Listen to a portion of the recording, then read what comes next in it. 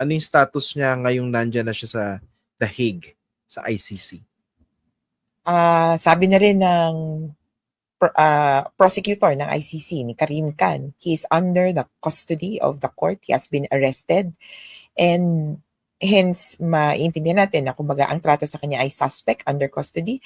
Papasok na, kakagat na yung parang processes ng court.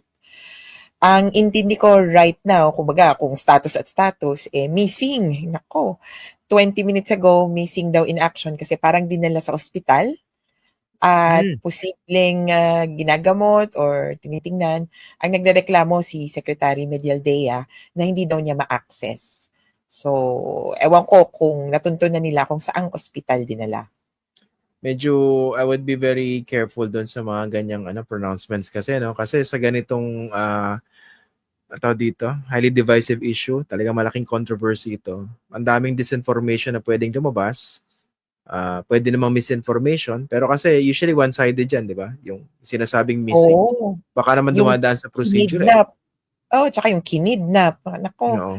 ito yung sinasabi nila, pero tiwala ako dahil sinabi na ng ICC na under custody nila, nasa kanila. At kung saan man nila dalhin, it would have been with the permission or hindi kumbaga kakalad ka rin with the permission of the president or former President Duterte or at the very least, necessity. Kumbaga medical necessity ang nakikita ko pa kung dinala ng ospital. Tapos technically, hindi pa siya accused, no? Tama ba? Oo may ibang komplikasyon lang, a little bit of nuance before the ICC because right now it still remains a situation. Nandun pa tayo sa medyo preliminary aspect, ang sabi nga nasa pre-trial stage in general. Pero pag iniisip kasi ng tao, di trial na. Nandun pa lang tayo dun sa intake ng tao. Ito yung kung kunyari dito sa Pilipinas, kakahuli, dinala sa BJMP, nasa booking, nasa determination kung okay ka ba, yung idadaan ka sa ospital, kung okay ba yung BP mo. So ito yung medyo gano'n na booking stage, ni hindi pa nga siya inihaharap sa korte. Kaya suspect at this point. Okay. What are the chances na makabalik pa siya sa Pilipinas? Ang hirap sabihin ng tapos, pero sa bahagi namin, the chances that he will return to the Philippines is after he has been convicted and served sentence. Yun na lang ang nakikita ko. But considering his age, maybe when he's about 130 years old. Yun yung maximum maximum sentence, tama? Hindi pala 110 years old. 80, plus, 90, ilan ba? Plus 30, plus 40? Plus 30. 110. 110. Okay. Pero yung likelihood na in the interim, makabalik siya sa Pilipinas habang nililitis yung kaso niya. First, speaking for the victims, I would hope not. Kasi yan yung isang iniiwasan kung bakit nga kinukulong ka. Na ikaw ay makapag-interfere pa dun sa evidence gathering, makapanakot ng mga witnesses, makabalik kumbaga sa scene of the crime. Kumbaga sa atin, ang scene of the crime ay buong Pilipinas kasi yung systematic and widespread na killings, sa lahat yan nangyari. Maaari niyang resbakan yung mga kalaban niya at yun yung danger ng pakalat-kalat ka. Kaya ka ikinukulong. Sa bahagi naman, speaking as as a lawyer for the ICC, I would say unlikely because of the track record. May ilang nagsubok na mag-apply ng interim release, conditional release, provisional release. Ang nagrantan lang in recent years ay ilan sa mga suspect na ang kaso ay Article 70 o yung parang equivalent ng obstruction of justice. So yung parang maliitang kaso, ito yung sabi nila fifth crime that is prosecuted by the court, yung crimes against the administration of justice. Yung parang padagdag sa kaso. Yeah. Yung ganun palang kaso ang na-allow na yung kumbaga akusado na for conditional release. Tapos at that time, nakausad na yung kaso. Wala pang naggagrantan na ang kaso ay crimes against humanity, war crimes, genocide, at saka crimes of aggression. Mm. Kaya unlikely. Okay. Ito pala, para din sa kaalaman ng mga viewers natin, no? Yung designation mo as assistant to counsel, what does that exactly mean? And kailan ka pwedeng humarap doon sa ICC? It means that I am entitled or to appear before the court or to work for the court in any of the cases. Para sa iba, akala nila may isa lang na counsel sa ICC. Naku, hindi po. Halos 1,000 ang counsels na accredited sa ICC. Ito ay mga abogado sa iba't ibang bahagi ng mundo na pwedeng humarap sa ICC. At ako ay assistant to counsel. Haharap tong mga abogadong to kung meron ng kaso, meron kang kliyente sa particular na case.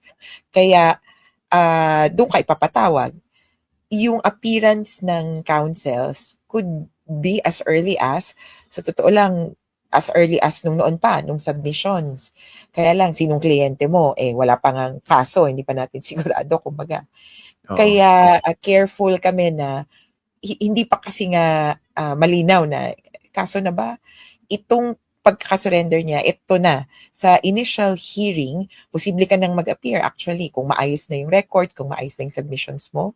Pero hopefully, makaabot kami dun sa tinatawag na confirmation of charges, which would be the next step after yung kamusta ka na, okay ka ba? Na-aresto ka ba ng tama? Ano bang tingin mo? And then yung confirmation of charges patungkol na dun sa substance. Ito ang mga ikakaso namin laban sa iyo. Etong si dating Pangulong Rodrigo Duterte, kunwari, meron siyang mga abogado kung saan doon siya komportable from the Philippines. Pwede ba niyang iparegister dyan precisely for that particular case?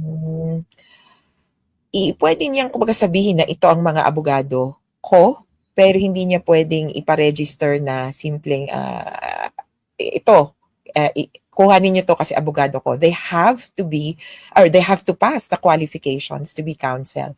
And that would mean you have to prove expertise, competence in international or criminal law. Best if international criminal law. May experience yan na required up minimum of 10 years. At hindi yung tipong basta alam mo lang, dapat practice. Kaya importante siguro na maipakita nila na ito na yung ginagawa nila nitong nakaraang at least 10 years. Sa pagkakaalam mo, kasi alam ko dating mayabang dyan si Harry Roque, no? Siya lang daw yung accredited. Ilan na kayo ngayon? Well, he was the first accredited. He was my professor at that time. Sinasabi niya yan. It's because at one point, he had international practice. There were a few cases that he handled before the UN Human Rights Council, I think. So, ngayon, umabot na ng 5 ang councils at 1 assistant to counsel. So, at least may 6 na Pilipino na maaaring humarap sa ICC. 2 doon, sigurado ako sa councils. Or 3 ako as assistant to counsel. Siguradong pang biktima, hindi niya na magagalaw. Yung 3 na lang yung natitira na, pwede niyang ligawan, tanungin. Pero kung ako sa kanya, try niya rin yung ibang lahi. Kumbaga, hindi ka lang Pinoy. hindi Pinoy. Kasi pwede naman. Baka kasi naiipit lang siya na dapat Pinoy. Kaso ang option niya si Harry Roque. So, parang naman sila na? Parang nagkakagulo sila. Nung isang araw, magkausap kami ni Sal Panelo, whom I would say is closer to the president at this point. Magkasama sila sa Hong Kong, speaks for him recently. Nung isang araw, sabi ni Sal Panelo nung tinanong, Sir, how about Harry Roque? Precisely on this issue of who could represent Duterte. Sabi niya, who's he? Nahuyo siya. Kaya ako parang ano nangyayari? Hindi ba dati naman ng nagpapatudyadahan yata yan. Pero hindi ba yun, parang something you're looking forward to, makaharap mo yung dati mong professor sa ganyang kaso? Not really, because wala naman akong hinahanap na tao sa ICC maliban kay Rodrigo Duterte. Sino man ang maging abogado niya, go. Si former Professor Harry Roque,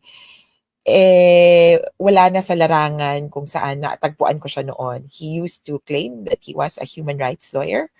And unfortunately, starting from 2016, I never saw him within the same circles again.